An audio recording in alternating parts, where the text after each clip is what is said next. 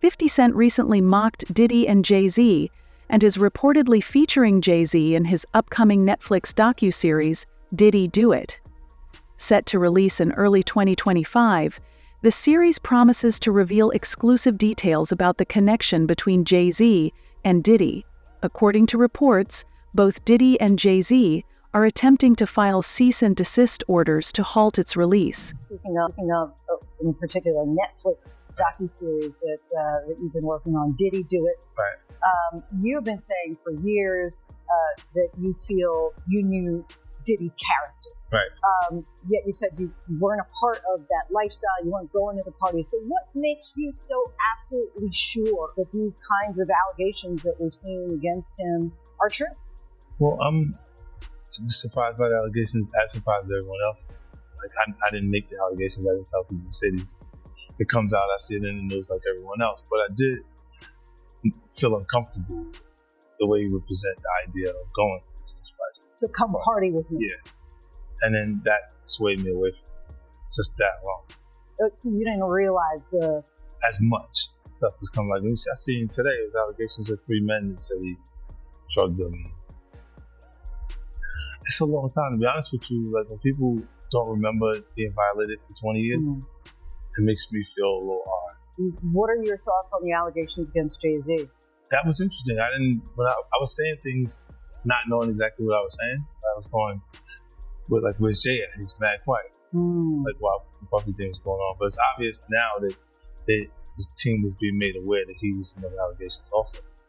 You know, so I hope it works out, because with his family, the things that go on internally is that those accusations are crazy.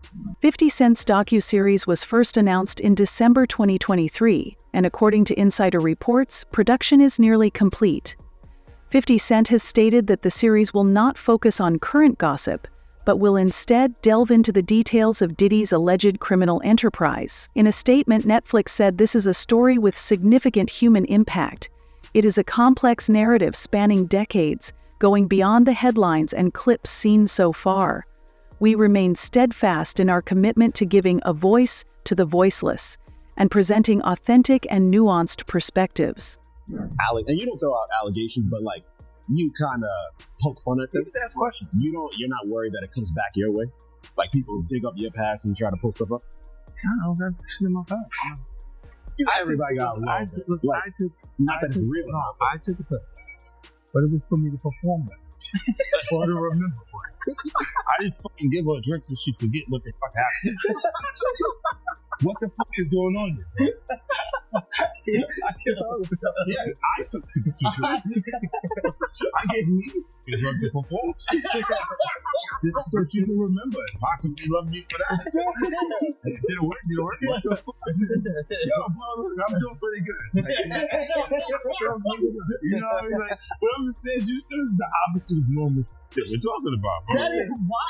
Well, I don't know why it's so hard for people. So for people to feel like you would have something, or you have reserved energy because you feel like you doing it too, then this is people that are looking on separation between their hardships or their the things that they got going on with the issues and what a celebrity's issues.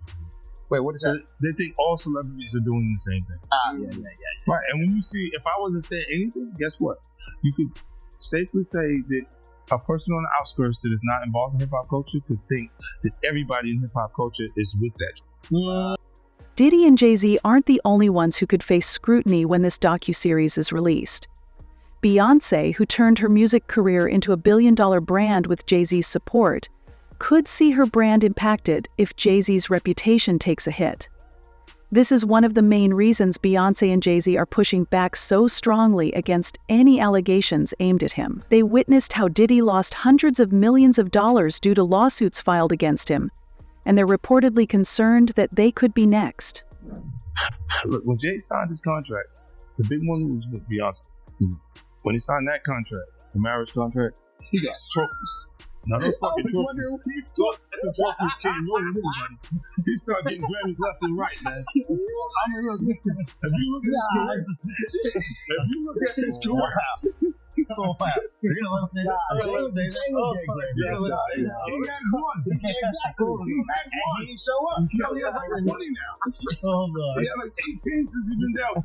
He had one, bro. Hard Knock Life. You're not wrong. He was one. After that, it's when he got since he started drinking. Fucking things to cop.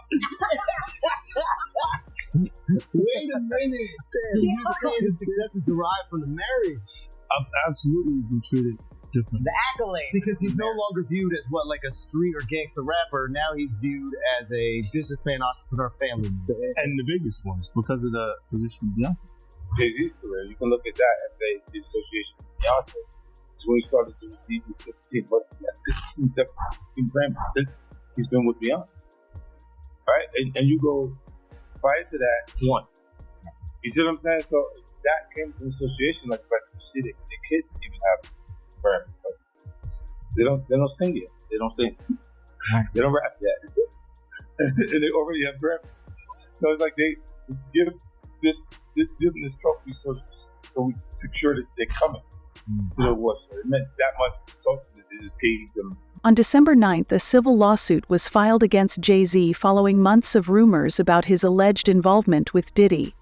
The lawsuit, along with details outlined in court documents, supports claims that Diddy did not act alone and that Jay-Z allegedly helped him operate an international sex trafficking ring.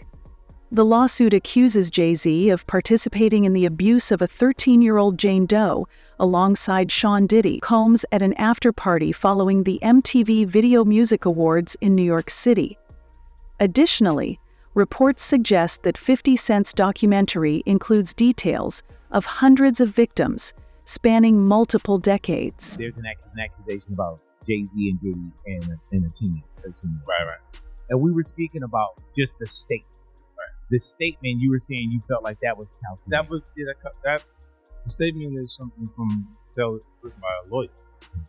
There's a point where it kind of gets aggressive. It says like you're gonna find out, like how I'll handle this. Like, and that's an attorney going to be combative with another attorney. That's not publicist. This is on your this is on. Yeah, it says I don't know what's going on. But are we still going to have the Super Bowl? I'm just asking for a few. Yeah, I'm asking for I'm just trying to figure out if we're still doing everything the way. They will fall back. Like the NFL, they won't necessarily be associated. Right. Why do you not insert yourself, but you're on top of every topic, right? Yeah. I'm just watching. I'm participating. I'm being part of both. I'm just telling my opinion. Right. Look, this is part of the culture. Like I can't say anything now. I'm out of it. I'm going to Great Studio and just sit with Great. Right. And then maybe I stay out of trouble. Nah. After the lawsuit against Jay-Z was filed, he responded by suing both the victim and the lawyer representing her, seeking to have the case dismissed. Jay-Z has claimed that he is being blackmailed and insists that the allegations against him are false. However, Judge Annalisa Test ruled that the case would proceed to trial, rejecting Jay-Z's request for dismissal. The judge reportedly stated that Jay-Z's attempts to undermine the case are futile and that he is merely wasting time. And a federal judge has ruled the woman alleging she was raped by Jay-Z and Sean Diddy Combs can remain anonymous. The woman says both men raped her at a party when she was 13 years old. Jay-Z's legal team had fought to get the case dismissed, arguing his accuser should have to reveal her name. The judge disagreed. ABC's Morgan Norwood has the latest.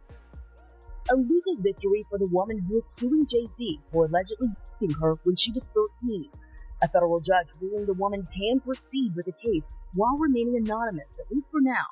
The judge also chastising the lawyers representing Jay-Z, accusing them of trying to fast-track the judicial process by repeatedly filing motions to reveal the identity of the Jane Doe to have the case dismissed. The judge, writing in a 5-page brief, that the Carter's lawyers' relentless filing of combative motions containing inflammatory language and ad hominem attacks is inappropriate, a waste of judicial resources, and a tactic unlikely to benefit his client.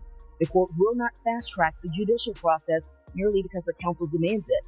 This latest legal twist coming after the recently filed civil lawsuit by Jane Doe, claiming that Jay-Z, whose real name is Sean Carter, and P. Diddy, drugged and raped a 13-year-old girl at an after-party after the MTV Music Awards in 2000, while an unnamed celebrity watched. Jay-Z has vehemently denied all the allegations, putting out this statement 2 weeks ago, writing in part, "This is a blackmail attempt." The multi-platinum artist, who was 30 at the time, now a business mogul with decades of hits to his name, songs like Run This Town. His attorneys have denied everything about Jane Doe's account and pointed to some alleged inconsistencies in her story. It's not just that this story is a lie and that it's not true. It's provably, demonstrably false. This never happened. The judge writing that while Jane Doe can remain anonymous for now, she may be required to reveal her identity at a later date to allow Jay-Z's lawyers to collect facts necessary to prepare for trial. Oftentimes, when someone is accused of a crime like this, the accuser doesn't want to be named, and if they are forced to be named, we have seen certain people decide to drop the lawsuit altogether. Morgan Norwood, thank you. And Tony Busby, the lawyer representing Jay-Z and Diddy's accuser, says in a statement to ABC News, quote, "I will say that the coordinated and desperate efforts to attack me as counsel for alleged victims are falling flat. We won't be bullied or intimidated." We did reach out to Jay-Z and his team, but did not get a response. Interestingly, it seems that Beyoncé might also be implicated in Jay-Z's lawsuit. The victim's statement references an unnamed female celebrity who was allegedly present with Jay-Z at the time of the assault and did nothing to intervene. Reports suggest that this unnamed celebrity may be Beyoncé.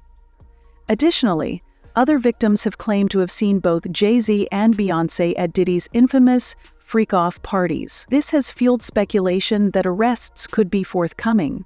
What does he say about Jay-Z, the artist, the businessman? Well, the complaint begins. Defendant Sean Combs, along with his longtime friend and collaborator, Sean Carter, drugged and raped a 13-year-old girl at an after-party following the 2000 Video Music Awards. Another celebrity stood by and watched as Combs and Carter took turns assaulting the minor. Many others were present at the after-party but did nothing to stop the assault. Combs had been allowed for years to conduct himself in this manner without any consequences. He believes he is above the law. He is not. His close friend Sean Carter has been with Combs during many such instances described herein. Both perpetrators must face justice. So that seems to suggest that Sean Carter, Jay-Z, was not only present or participated in this alleged, but essentially a crime, but for other instances. And that's really interesting. That's why I bring up this idea of, could he be hit with more lawsuits if you take these allegations as true? Now, the complaint goes on to say, Combs and Carter were not simply occasional collaborators in the music industry. The two men developed a close friendship that has been well documented from the late 1990s to the present. Together, they attended countless music industry events for each other's business ventures, parties, and after-parties. Indeed, the two are apparently so close that Combs stated in 2023 that Carter is the only person, other than Combs' mother, who is allowed to call him by his legal first name of Sean. In 2000, near the height of their fame, power, and influence, Combs and Carter attended the 2000 Video Music Awards in New York City. Afterwards, Combs hosted an after-party for many of the most famous celebrities in the music and entertainment industries, including Carter, which is where the events alleged in this complaint occurred. I should also say that Busby also used this complaint to address an alleged harassment campaign that he claims Jay-Z started after Busby reached out about his involvement in the suit. The complaint reads, Carter was identified in plaintiff's original complaint as Celebrity A. Prior to the filing of this amended complaint, Carter received a letter from plaintiff's counsel requesting a mediation to resolve this matter. Upon present information and belief, Jay-Z responded to said letter by not only filing an utterly frivolous lawsuit, as I mentioned before, but by also orchestrating a conspiracy of harassment, bullying, and intimidation against plaintiff's lawyers, their families, employees, and former associates in an attempt to silence plaintiff from naming Jay-Z herein. This effort was meant to scare plaintiff and to discredit her counsel. That effort failed. Indeed, plaintiff chose to file this amendment as a result of the egregious conduct perpetuated by Carter. The details of the lawsuit filed against Jay-Z are deeply disturbing. It is alleged that Jay-Z and Diddy provided a spiked drink to a 13-year-old minor and then took turns assaulting her while she was unconscious. The lawsuit further claims that other high-profile celebrities at the party witnessed the assault but did nothing to intervene. Even more troubling, some of these celebrities were reportedly laughing at the autistic minor as the assault took place. Inside the building, plaintiff recognized many celebrities as she entered what appeared to be a large living room or foyer containing a large crowd. Plaintiff attempted to mingle in the crowd and talk to several of the celebrities that she recognized and whom she wanted to see at the VMAs. Waitstaff circulated throughout the room, carrying trays of drinks, and loud music played throughout the venue. Plaintiff observed widespread drug use, including marijuana and cocaine. After attempting to talk to numerous celebrities, plaintiff accepted a drink from one of the waitresses, circulating the crowd. The drink was a reddish-yellow mixture that tasted like orange juice, cranberry juice, and something bitter. After drinking just a portion of that drink, plaintiff began to feel woozy and lightheaded, making her need to lie down. A photograph of an actual exemplar container used by Combs and or his agents/employees to insert GHB into alcoholic drinks is seen below, and these are the photos included in the lawsuit that show a small plastic container that the plaintiff claims contained drugs at the party. The woman, remember, who claims she was 13 at the time, says she felt woozy and went to look for a place to lay down. Soon after, Combs entered the room, along with defendant Carter and a female celebrity, Celebrity B. Plaintiff immediately recognized all three celebrities. Combs aggressively approached plaintiff with a crazed look in his eyes, grabbed her and said, "You are ready to party." Combs then threw plaintiff toward a wall, causing plaintiff to fall. Plaintiff got up and stumbled, at which point Combs grabbed her again and threw her on the bed.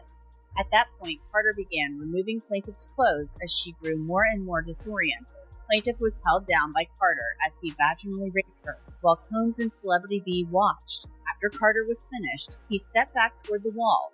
Combs then stepped forward and vaginally raped plaintiff while Carter and Celebrity B watched. Combs then knocked plaintiff down and attempted to force plaintiff to perform oral sex on him. She fought back, standing up quickly and punching out at the same time, hitting Combs in the neck. Taken aback, Combs stopped his attempt. The minor has also come forward in an interview to speak about the assault. She revealed that she has suffered from severe PTSD and has even experienced seizures as a result of the trauma. She explained that she wanted to speak out earlier, but was terrified of what Diddy and Jay-Z might do to her. It's important to note that just a year prior to the alleged assault, both Diddy and Jay-Z had been implicated in incidents involving stabbings and shootings, where they were reportedly caught red-handed. Considering this, it's understandable why a 13-year-old would be too frightened to come forward sooner. You should always advocate for yourself and be a voice for yourself. You should never let what somebody else did run your life. A 38-year-old mother from Alabama who has filed a lawsuit accusing Sean Diddy Combs and Jay-Z of raping her when she was 13 years old is speaking out to NBC News for the first time. She asked us not to reveal her identity. What made you want to come forward and talk today? Because I think that I've been quiet long enough about what I've been through, and it's been hard enough to be quiet. But it's a chapter of my life that I'd like to close. You weren't scared to be all alone? No, with having autism is like feeling like you live your life in a shatterproof juggle ball. The world's on fire. The fire is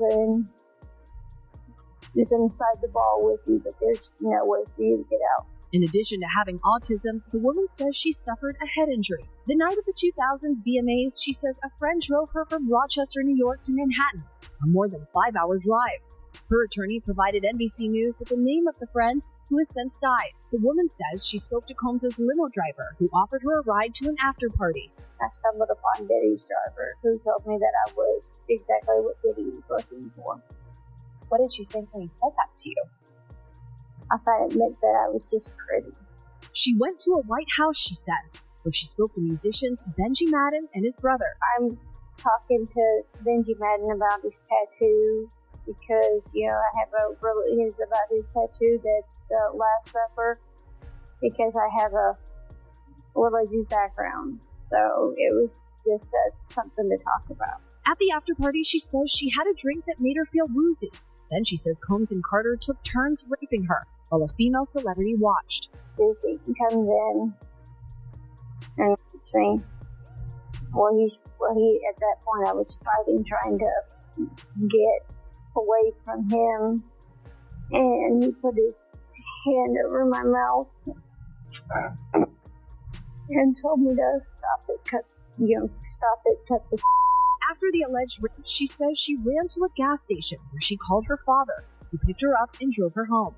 We rode home in silence. He didn't ask me what happened. He didn't ask me what I did or where I was.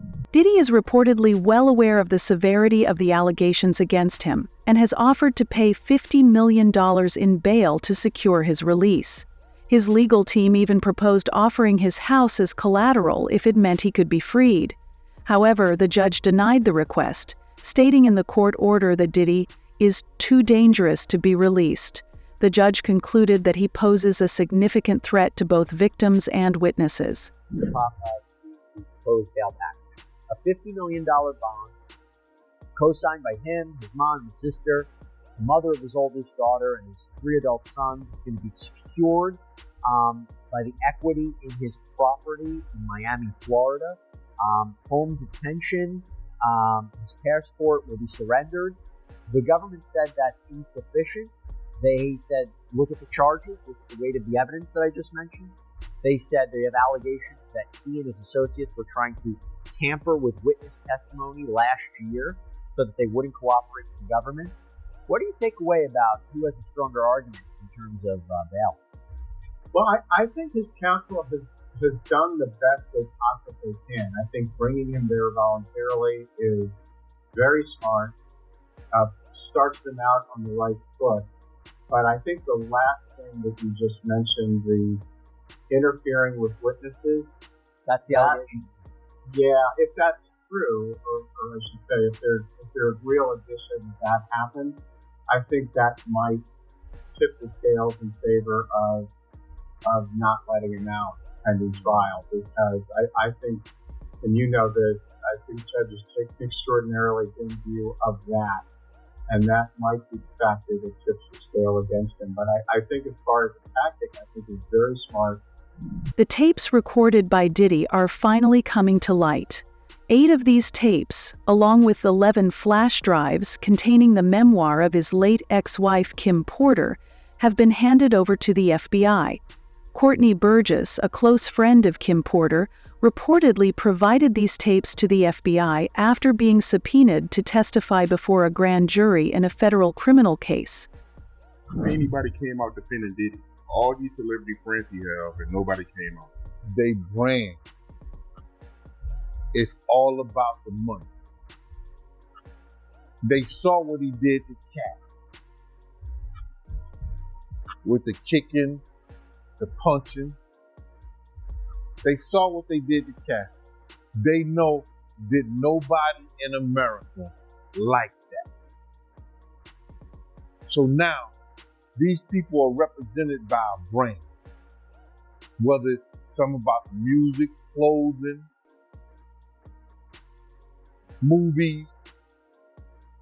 They're not going to come out and speak on nothing that has anything to do with them. And they praying that they not on the tape doing crazy stuff, being oiled up in the whole 9 yards. They praying. So until the feds say, hey, yo, listen here. We got you on, hey, buddy, we got you on the tape, and the girl looked like she was pretty young. We're not gonna show it, but we need you to come and testify against Brother Love, P. Diddy, Puff Daddy, Sean Combs. That's when they're gonna start talking, and they're not gonna be talking in his face. when the feds come to them and show them what they got on tape. Because if he had 250 tapes all over, 250 cameras all over the house, somebody got caught stealing a cookie out the cookie jar. It could be your favorite pastor. It could be your favorite politician. But they didn't think they was being watched. And Brother Love was watching. Yeah, I mean, TD Jakes, he hasn't even came out and said anything. And him and Diddy was real cool. Amen. Amen. Yeah, man. And I know the people in the congregation over there is shaking in their boots because this man didn't let them probably, allegedly led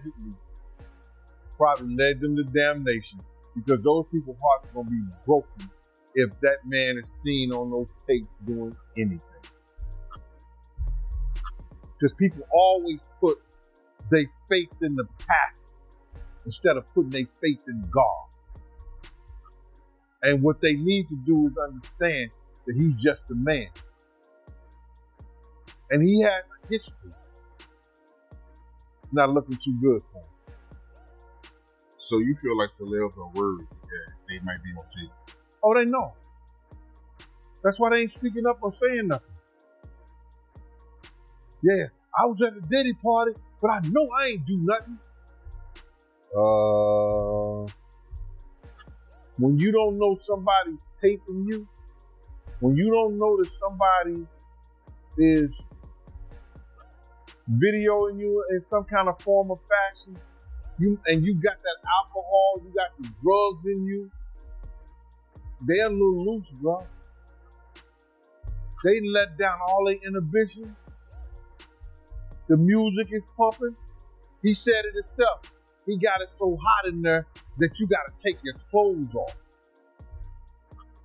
He said that himself, bro. The tapes Diddy shot are finally coming out into the open. 8 of these tapes, along with 11 flash drives containing the memoir of his ex-wife Kim Porter, have been handed over to the FBI. Courtney Burgess, a close friend of Kim Porter, allegedly gave these tapes to the FBI after he was subpoenaed to testify in front of a grand jury in a federal criminal case. And those statements include descriptions of what the witness says he saw on those tapes. So I asked him about that, and he answered what he could, given the limitations imposed on him after testifying before the grand jury. Out of those 8 videos, 8 celebrities, 6 men and 2 women, how many of those 8 celebrities were close to being underage or potentially underage? 2 males. And of those 8 celebrities, how many of them were intoxicated or under the influence of drugs? This is going to be all speculation. I just want to preface it by he wouldn't know appeared if to be. were. Right. Sure, appears. Let me rephrase it. Based on, yes. Understand. Out of the 8 celebrities who were recorded having intimate relations with Sean Combs, how many of them appear to be either inebriated or intoxicated or under the influence? All of them. All of them. Out of those 8, how many appear to be potentially victimized? How many might have been victimizing? I think all. To be honest, all. Were victims They or victims. were perpetrating? Victims. They were all 8 were victimized. Yeah. Meaning this was happening to them and they were inebriated. Right. Not knowing, I guess, how much proof it was and whether they was doing. As more victims come forward and the walls close in on those who enabled these horrific crimes, it's becoming clear that this is just the beginning. Will the arrests of powerful figures like Diddy finally bring justice to the survivors, or are there still more secrets yet to be uncovered?